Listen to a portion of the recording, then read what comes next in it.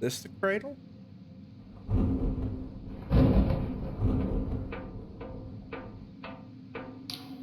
Ah, welcome, patron. Please take your seat. The show will begin. Figure freezes. Though its face resembles a statue, it conveys a sudden horror. Cipher network severed. Power generators offline. City population 5? No, no, no. This isn't possible. Be calm. Whatever happened here happened long ago. Don't be ridiculous. It's been. It hesitates a moment while its eyes dart between invisible targets.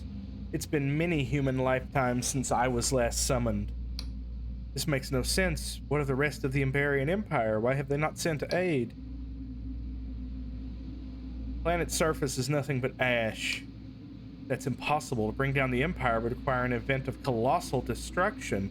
Something more powerful than even a... They hesitate a moment as if lost in some revelation, more powerful than a god. Then the naysayers were right. The Cradle was cursed, and those cipher scribes brought naught but doom. Wait, did you say the Cradle? You can see it outside, part ship, part laboratory. The best and brightest have been toiling away at it for years. It is a marvel of cipher science, supposed to usher in a new age of human advancement. It's said to hold an entity of staggering power. What's inside the Cradle? That is a question many want to know, but the supervisors have it under lock and key. Clearance is for Class A individuals only. Still, whispers have slipped out from the symposium that they are constructing something of terrible potential that could remake the world anew.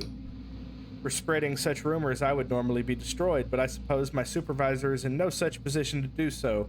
It is oddly liberating to speak so freely. I have other questions, and I am obliged to answer all queries. You tell me about the city. Albertus is the third largest city in Emberia and the sixth largest in the wider empire. Or, I suppose, it was. It was a cradle known for its scientific prowess. Every day, thousands of people clogged the auto coach networks, commuting to their labor halls. Every day, the cipher network was refined and expanded for the betterment of the empire. It was said this city would prosper for 1,000 years. Okay. I better get going.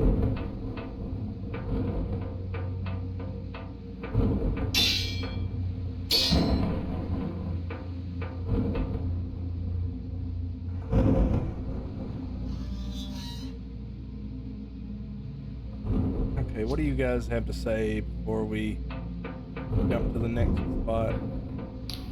To think this room once held hundreds of my ancestors united in merriment. I suppose this is the closest I've ever been to some sort of home.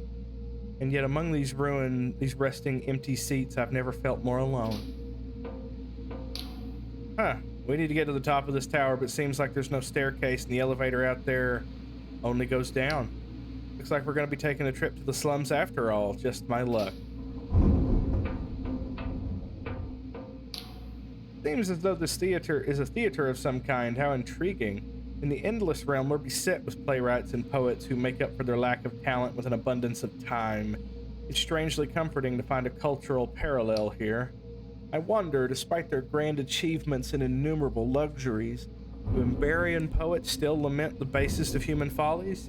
Do their tragedies still brim with pathos and regret? I don't know, yeah, they probably had a bunch of first world problems, if that's what you mean.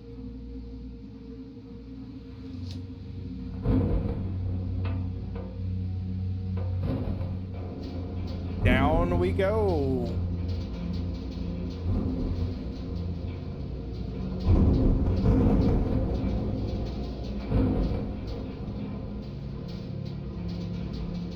Oh, hello.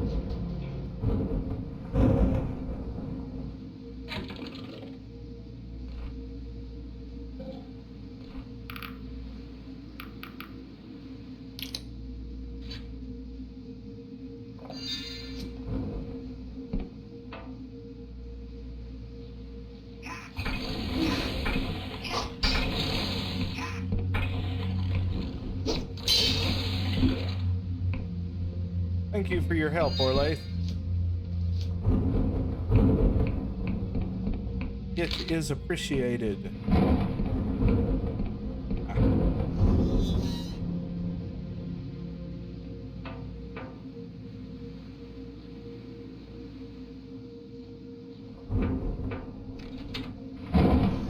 am I now?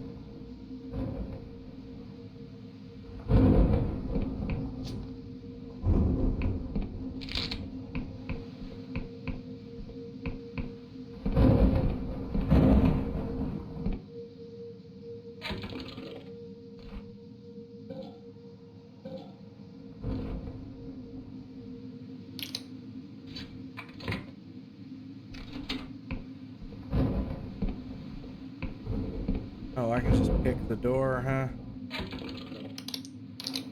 I'm just gonna do that. I'm just gonna opt to thievery until I break all my picks. Am I gonna get stabbed in the back while I'm doing this?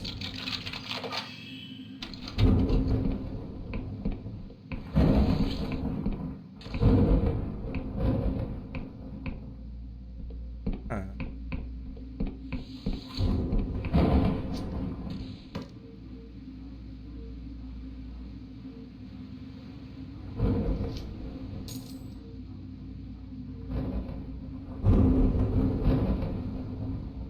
Place is massive.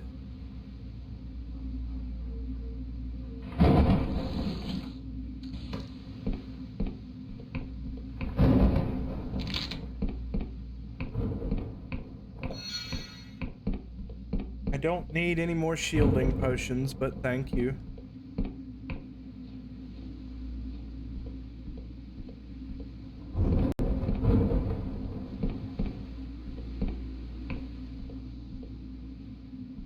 I have no idea where I am or if I'm going the right way or if I've missed anything.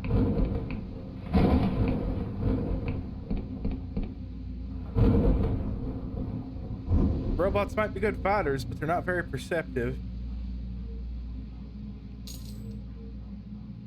I'm fast. Hello there.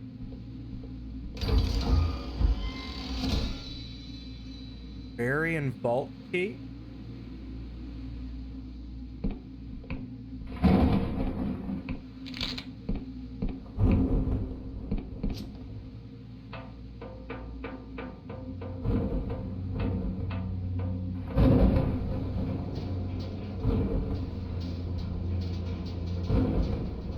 To the Cradle. I'm gonna do this final showdown. We're gonna destroy the world. Hopefully.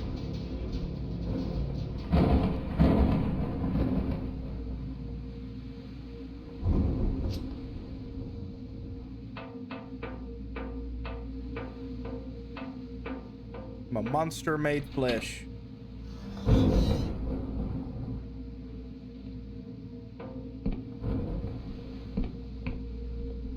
Just back up. Ah, damn it. Okay. Okay. Let's go back down then.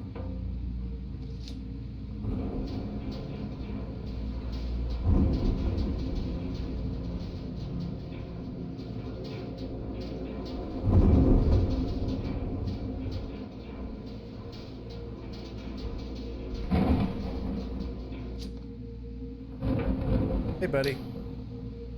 Yeah, I've already established that, thanks. You should have told me before I went up there. God.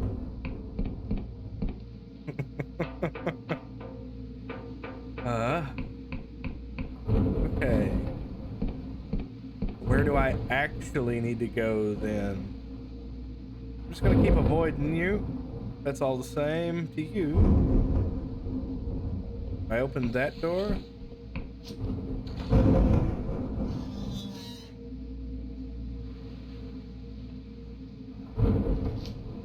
Where's this go? I've applied blah blah blah blah blah. It proved no match for Caxton Frost. I mean Horace Metcalf. When you throw the lever, we shall soar like dragonflies up to the highest peaks of this metropolis, or possibly be catapulted if I've misjudged the velocity. Blow me. This is exhilarating. Okay.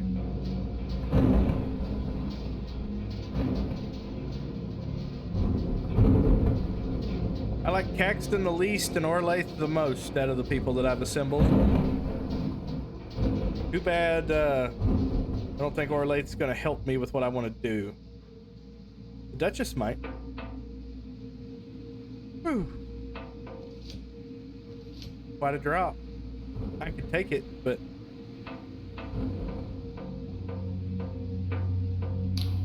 See the tallest tower over yonder, Confessor? I've scried an auto coach at its peak that should take us to the Cradle.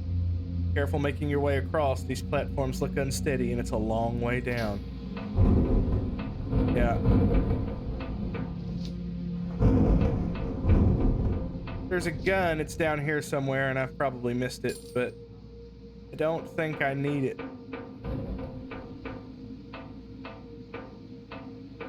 No, I'm not looking for a fight.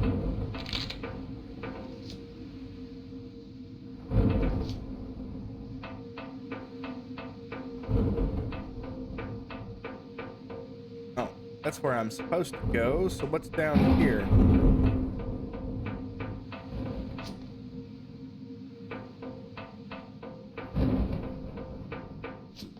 Hey Goose, protect me. Hello. What you got? Another Emberian ore.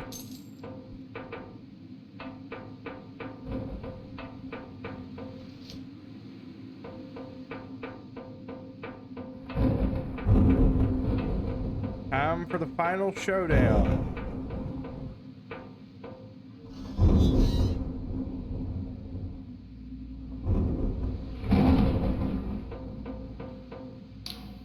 Looks like something big's up ahead. Let's not get careless.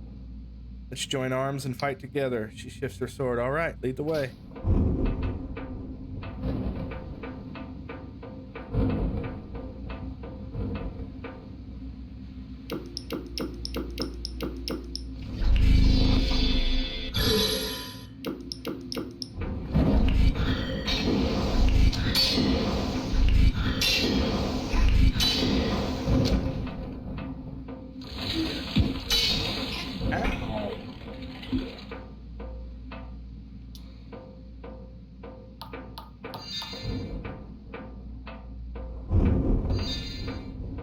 You hit kind of hard, friend. For me, anyway.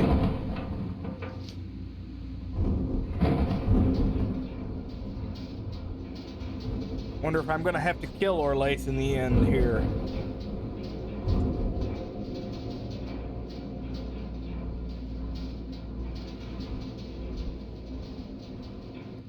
Oh, you didn't come up with me.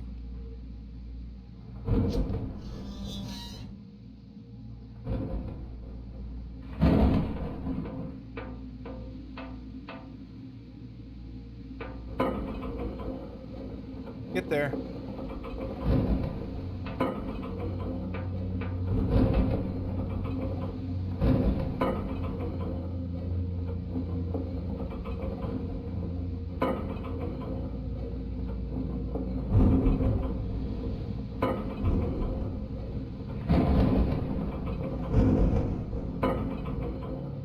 It's pretty big.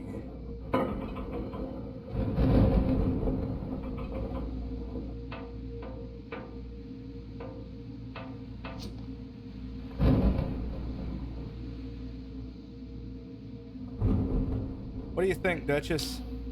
Oh my, this cradle is enormous, isn't it? I'm sure even the stonemasons who built our endless mausoleums would break a sweat at the sight of this. Well, here we are at last. The cradle looks like no alehouse I've ever seen. This platform should take us inside. When we get to Vela, you can do the talking, Confessor. I reckon that's the best chance we've got. If she sees the rest of us, she'll only want to talk with her swords. What with us being mutineers and all. I'm guessing your superiors weren't brought in quietly, but if things go south, and I'm betting they will, they'll have your back. There may only be a handful of us, but we've faced tough odds before. I'll hear her out. Maybe her plan isn't so bad. I hope for your sake you're joking, Confessor. We ain't trifling with petty crimes here. Vela could tear this world asunder. And if you want to help her do it, then you'll be facing my blade before you do. Give me your best shot.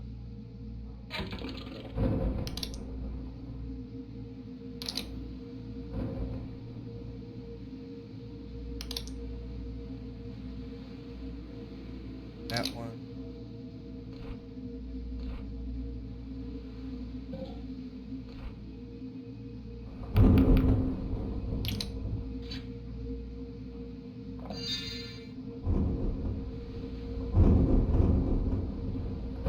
I don't care what you have to say, Caxton. Hey, Orlais.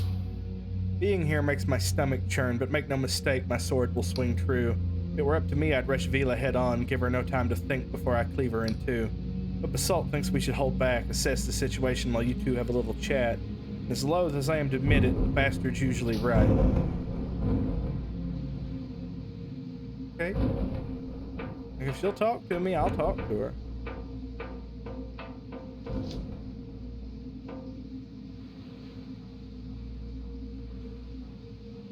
Hey guys. I'll kill all of you if you attack me. Vela stands with poise, her commands booming through the chamber as Darkstar mercenaries scurry at her beck and call. Vela Callose. Vela's head snaps around, her eyes fixed upon you. She turns with one hand on her sword hilt. Vela Callose, I've come to... Silence! Vela's voice cuts through the air, her piercing gaze meeting your own. An intruder here? We're leagues under the Sky Realms in a place as dangerous as it is inhospitable. You must be incredibly capable or extremely stupid to follow me here. Hold on, you're that whelp who had the gall to approach me on the blinding light, aren't you? Sin smile spreads across her lips. My, you've had quite the journey, Inquisitor. I almost didn't recognize you. But you must have had help. Only Orlais saw the map that led here. She would have had to decided to come down on her own. She wouldn't have decided to come on her own, so Basalt must have convinced her. And if he was putting a team together, Caxton Frost would be top of that list, maybe the Duchess as well. Shakes her head, but it can't just be Basalt leading this. He'd never have joined the Inquisition without persuasion. It can only be care. You don't deny it. So a pack of traitors led by a fledgling Inquisitor have come to nip at my heels. Tell me, just what are you hoping to achieve?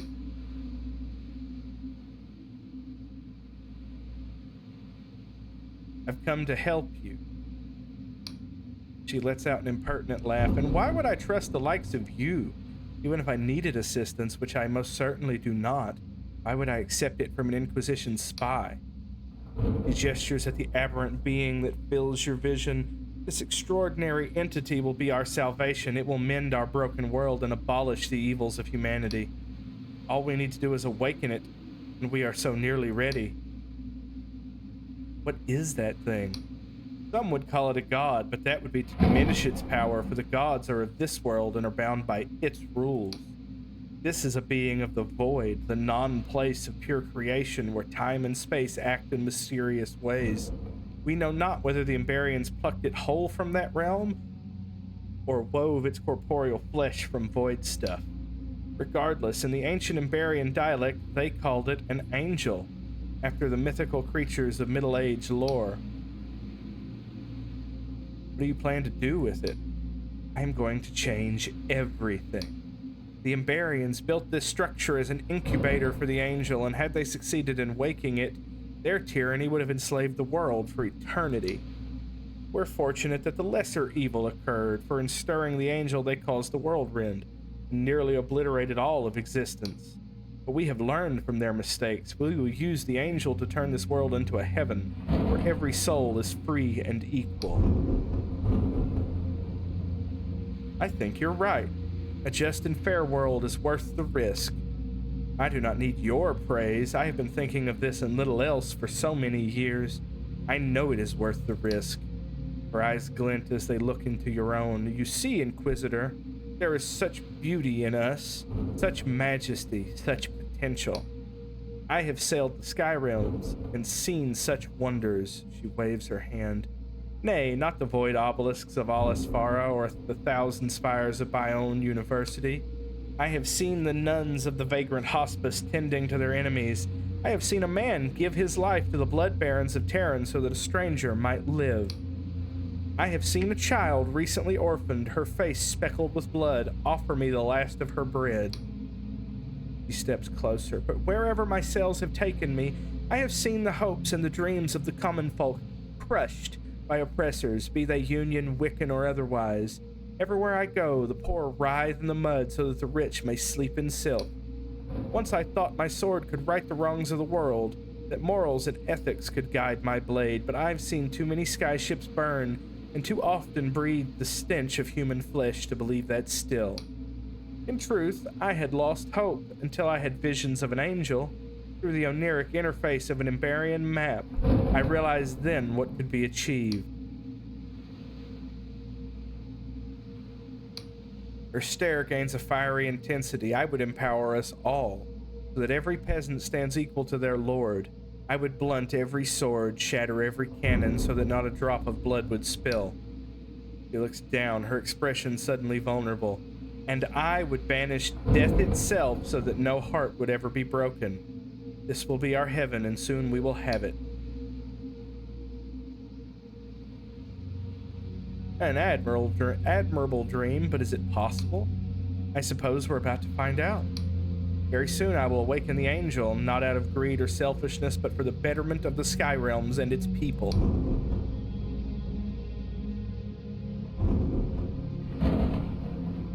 And what of your late sister, Isabet? Are you sure?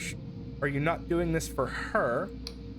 Vela glares at you with a newfound fury. How dare you mention her name? You know nothing of her soul, of my family. Isabet was... She meant more to me than... Vela closes her eyes for a long moment. Isabet and my mother burned alive in my father's mansion. That Isabet was taken so young and I alone should live speaks plainly of the injustice of this world. Am I wrong for wanting to change that? You don't speak for all. Many oppose you, even your own former Dark Stars. They, traitors all, if only they had listened instead of... I didn't wish for them to die. Vela swallows, trying to find her composure.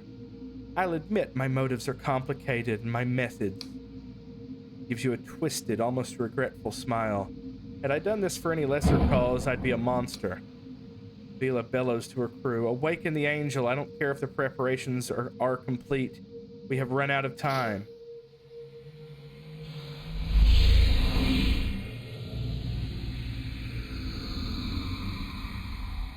You look like an ant. Okay. Less so now. You look like a DMT nightmare. Her eyes return to you. I'm terribly sorry about this. I wish there was another way, but there isn't. Coming days are crucial. Now that it's awake, we have many delicate rituals and cipher wards to enact, and you cannot be allowed to meddle in such a momentous endeavor. So I'm afraid this is goodbye. We will not meet again. From behind you, you hear Jack Basalt yelling at the top of his lungs, Vela, no.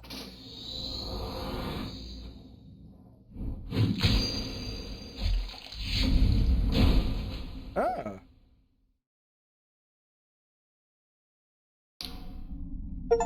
A valiant effort, human, the words ring through your throbbing head. Here we are again. And once again I have plucked you from the jaws of death.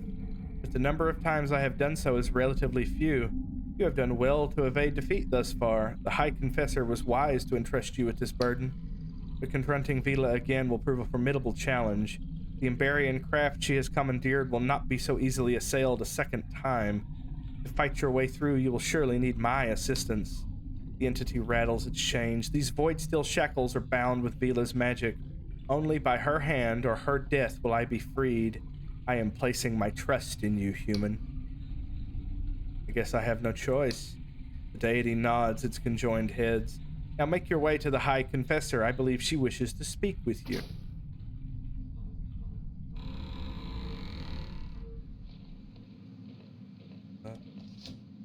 Up here, yeah. Up here. Are you about to chew my ass? I've had many a ass chewing. This won't be so bad.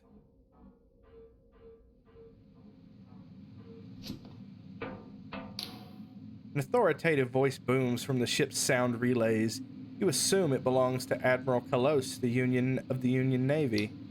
It's simply out of the question. Need I remind you, High Confessor Care, that your position of authority in this tribunal is in spite of your numerous crimes against the Union, most of which were committed alongside Vela herself. I care not if you sent an incorrigible band of felons to find my daughter. Considering your history with Vela, I cannot in good conscience allow you or your lackeys anywhere near her. So you will use that dilapidated old relic of an airship to hold the flank. You will not interfere with this operation, which is solely in the hands of the Union Navy. You are dismissed. That insufferable fool. Of all the people responsible for this nightmare, he is hardly blameless. If he had just been a father to Vela when she needed one. A loud clang rings from the coffin, and now he would beat her at her own twisted game. They want to steal it, Confessor 17. The Navy wants the Cradle for themselves, so the Union subjugation of the Sky Realms is absolute. So what are we going to do? I suppose I will have to hold the flank, just as Admiral Callose demands. It is too late. There's too much at stake to rock the boat now. There must be a way. There is always a way, Confessor. We have a card to play yet. While you were off getting yourself killed, the rest of your team managed to escape the underlands aboard the cutter, thanks to Frost's repairs. As you have no doubt noticed, the Cradle has made its ascent to the Sky Realms. The Union Navy, finally realizing the gravity of the situation, showed up in full force. But they can't punch through the Cradle's defensive shield, some sort of highly advanced Emberian tech. So for the moment, they are at a stalemate. So all we have to do is slip past both, pilot the cutter, and sneak your strike team past the largest fleet in the world, and through an impenetrable Emberian shield to stop the most dangerous person alive. What could be simpler? How would we get past the fleet? In its current state, the cutter would be detected at once, but the Navy's aeronautical wizards, Caxton Frost has an idea. There are legends of an ancient Emberian craft, a phantom vessel able to break any barrier or evade any pursuit, said to be wrecked in the world rend, never to be seen again. Many have searched for the crashed vessel without success. Scryers find nothing or suffer apoplexy. The Union Navy considers it merely a myth. Frost believes otherwise. There were rumors of a particular island with an Emberian wreck that has been drifting through the Sky Realms. That very island has strayed into the Oniric Isles. Search the most distant islands in the Oniric Isles and find whatever power is in that wreck from scrying minds. Then you might slip past the Navy blockade. How can I get to those islands? You cannot pilot the cutter, as Frost needs to modify it before your assault on the Cradle. No, it seems you will need your own airship. Take this writ of permission. It will help you bypass the bureaucratic nightmare purchasing a vessel from the Winged Merchants Guild. As for the hefty fee you will no doubt be required to pay, I cannot help you. Our coffers are empty, I am afraid. And take this time to make sure you are fully prepared for the fight ahead. I do not think this situation will resolve anytime soon, and assaulting the Cradle will be no easy task. Now you should get going. I have my own troubles to attend to. What troubles? Oh, it is rather delicate matter, if I am honest. Your help would be appreciated. As you have no doubt noticed, there are tensions between this tribunal and the wider Union. Both the Navy and my Inquisition superiors have begun to question my loyalty to the cause. So they have asked me to issue a command they know I will find disagreeable. There is a small house in the western forest of Hallowshire where our agents have stumbled upon a certain godlet. This tiny stunted god would be of little significance, only my superiors know that in years past it was in my care, and I was fond of the thing. This is not the time to arouse their suspicions. You must go to this godlet. You must slay it on my orders, and then we will continue as normal. Okay, I can kill your godlet. Remember, you will find it in the western forest of Hallowshire. Take this void scalpel. Only void steel can harm a god.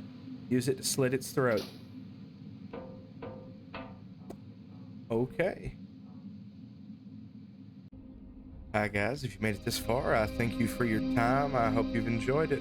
Please let me know what you think. Like, comment, share, subscribe, etc., etc. And I hope all of you have a good rest of your day.